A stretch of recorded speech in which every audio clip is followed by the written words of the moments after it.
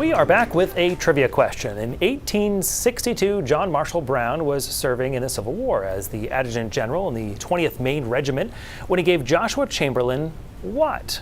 Here are your options: a tourniquet, Chamberlain's iconic mustache, a pair of bifocals, a book on the history of Bowdoin College. We will have your answer in just a moment. First, though, we're going to talk a little bit about the growth of pub trivia. Bars and restaurants took a big hit during the pandemic, and now they're trying to bring people back with a little competition. NBC's Joe Fryer shares his experience at a trivia hotspot in New York City.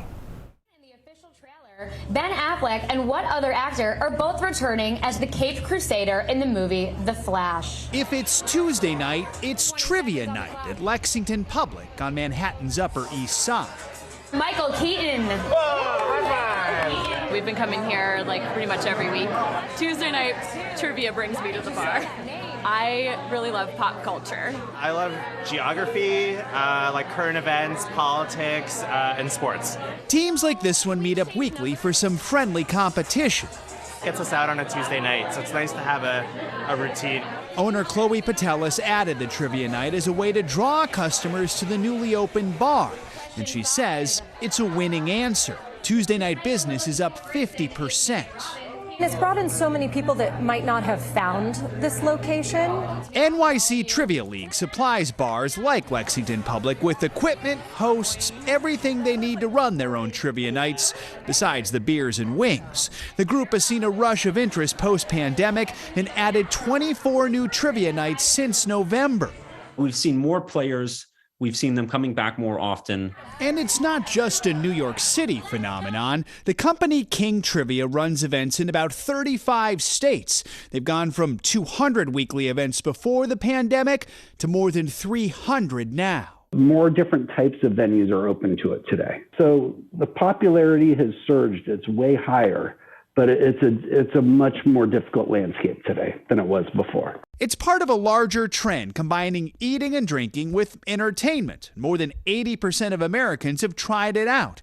For customers watching their wallets, it provides added value, while bars get an influx of patrons and improve their bottom line. Before the pandemic, is a trivia night something that you would have even considered? I know a lot of bars did it, but that's not something that I would have considered. It's amazing. I would never go back. And if you're looking to add a dose of competition to your nights out, trivia is not the only option. Some places, customers can throw an axe in between sips of beer or even play pickleball during happy hour. An event night like this, that's their personal trainer, so they have to go. They have to commit to it. Otherwise, they might have just thought, I'm going to go out tonight.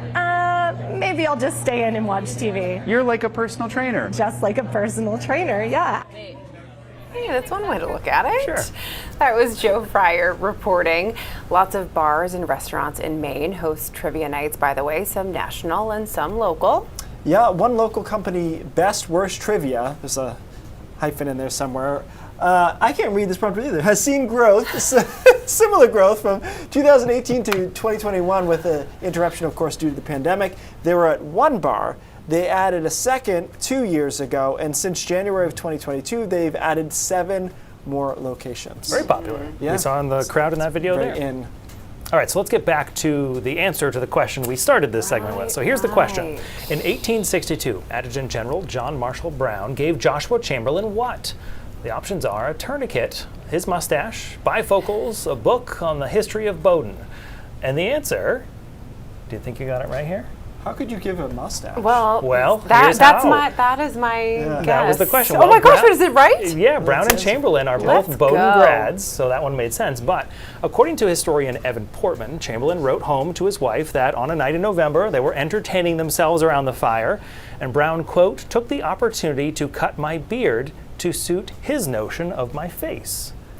Wow. Which is kind of a backhanded compliment, I guess. Like, let me help you with that. Yeah. With your face. Make it a little better. I get that a lot, yeah. But nobody's been able to do anything yet. No. To help. We're hopeful. Yeah. There's still hope.